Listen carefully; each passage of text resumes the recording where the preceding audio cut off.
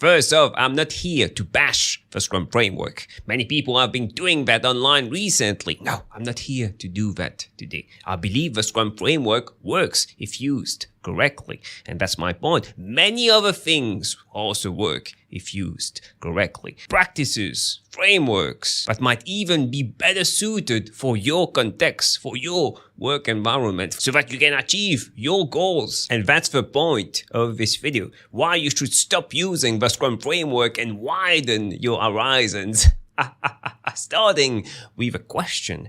Why are you currently using the Scrum framework?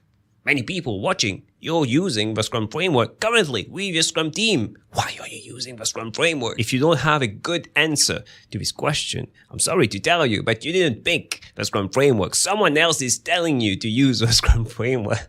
Now, for those of you who have control on their fate, who picked the Scrum framework, typically you'll come up with these reasons. First, Scrum is responsive. You get feedback frequently. Sprints are usually 2 weeks long, so you don't need to wait longer than 2 weeks to get feedback from your stakeholders, from your customers, from the market. Am I doing the right things? Am I bringing value to the customer every 2 weeks, so that you can improve, you can use this feedback to improve? That's great. That's the power of a Scrum framework. That's the power of sprints. But why do you need to wait 2 weeks, 1 week sprints? Why can't you shorten even further the feedback loops? Why can't you ask for feedback now and respond to feedback immediately? Maybe there's another framework that allows you to do that. Another reason why people use Scrum is Scrum makes the work visible. Yeah, Scrum makes the work visible. Transparency. You have a board. What type of board is it?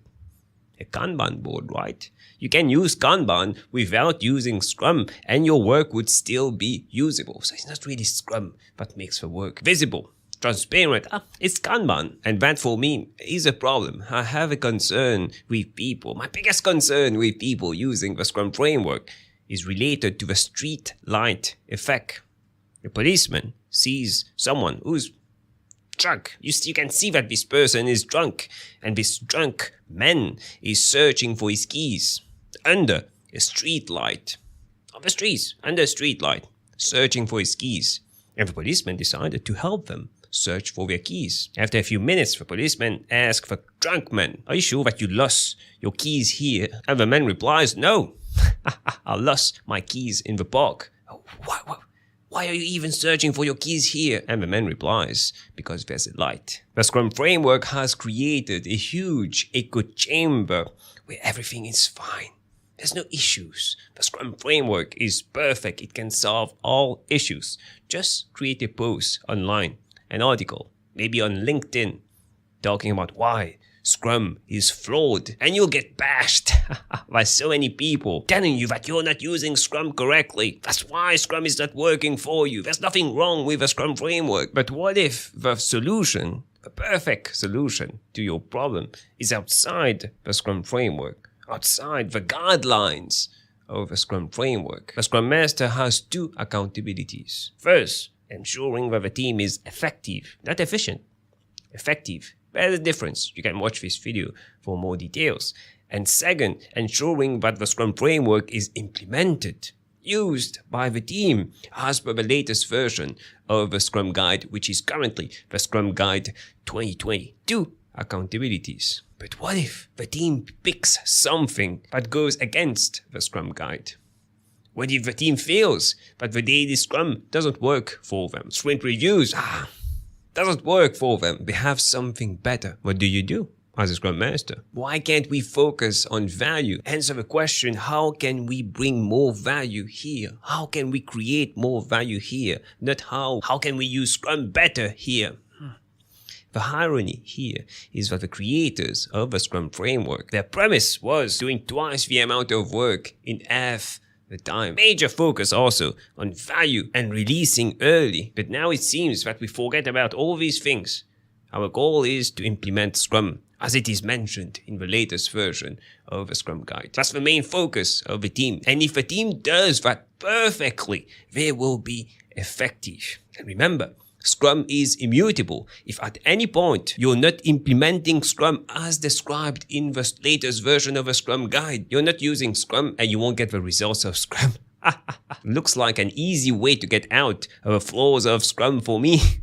Remember our goal. Bringing value, delivering value frequently to our customers, bringing the feedback loops to a bare minimum. And to do that, we need to be able to implement new things, try new experiments, innovate. Do you really think we can do that if we need to do a daily scrum of 15 minutes? It can't be more than 15 minutes. If we need to have a sprint goal, if we need to work in sprints, sprint reviews, sprint retrospectives, have accountabilities, where's the flexibility? Where's agility? Why can't we just pick something or use something that works for us? Look at the daily Scrum. When the Scrum Guide was released, the first version of a Scrum Guide was released, 2010, things were very different. Do you remember how it was? How were we communicating in 2010? I remember how we were communicating in 2010. Very different. Asynchronous communication was different from what it is now. Do you think that if the Scrum Guide, the first version, was created right now, a daily Scrum, as it is written in the latest version of a Scrum Guide, would be similar? For me, if a daily Scrum works for you, you use the daily Scrum. But you don't use the daily Scrum simply because a book, a guide, is telling you to use the daily Scrum. The team should be able to decide what they want to use and use something that works for them. I don't like this all or nothing idea. Either you use Scrum, as mentioned in the latest version of a Scrum Guide, or you use something else. You can't partly use Scrum.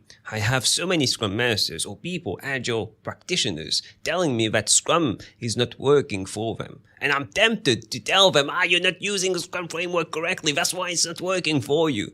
But maybe we need to go out of this echo chamber and be realistic here.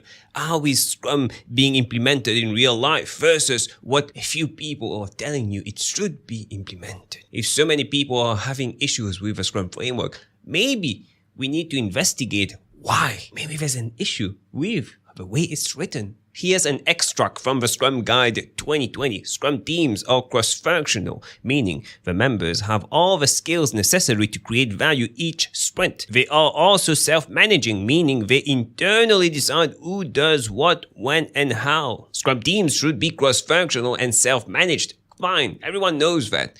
But all the people currently on this planet using the Scrum framework, how many do you think are truly cross-functional and self-managed? I would say less than 1%. Scrum teams are cross-functional and self-managed, right? And only 1% are truly cross-functional and self-managed. So only 1%, as Scrum is immutable, are using Scrum.